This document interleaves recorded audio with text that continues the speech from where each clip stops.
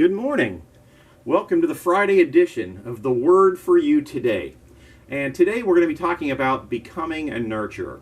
Our first verse that we're going to look at today comes from Matthew chapter 9, verse 36.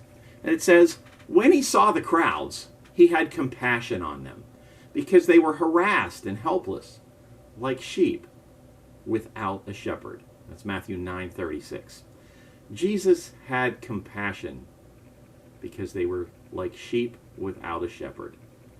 Now, in Proverbs chapter 16, verse 10, it reads like this: "The lips of a king speak as an oracle, and his mouth does not betray justice." Now, when I read that in the NIV or in the King James or in some of these other versions, I have a hard time figuring out what does that really mean. But when you read it in the Message, Eugene Peterson writes his translation of that verse as follows: "A good leader motivates, doesn't mislead, and doesn't exploit." That's a pretty good leader. And you know, Jesus was a good leader. He loved people, but he never used them for his own ends. He was busy, but he was never too busy to stop and help people. Now, in relating the parable of the Good Samaritan, Jesus said, "But a Samaritan, as he traveled, came to where the man was. And when he saw him, he took pity on him. He went to him, and he bandaged his wounds, pouring on oil and wine. Then he put the man on his own donkey, brought him to an inn, and took care of him." Note the words, "took care of him." To lead someone, you must be able to influence them. And you do that by taking the time to nurture them. And at the heart of the nurturing process is a genuine care for others. If you want to help and positively influence people, you can't dislike or disparage them because they'll sense it. You must love and respect them.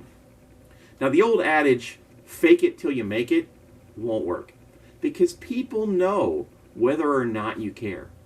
And as we've all heard it said many times over, they don't care how much you know until they know how much you care.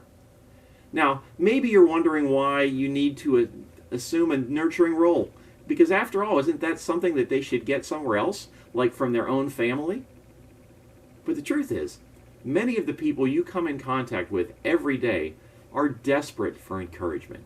And sadly, if they don't get it from you, maybe there's no one else who will give it to them. When you become a nurturer in the life of another person, you have a real opportunity to influence them for good and for God. So become a nurturer and live a life of compassion. And that is the word for you today.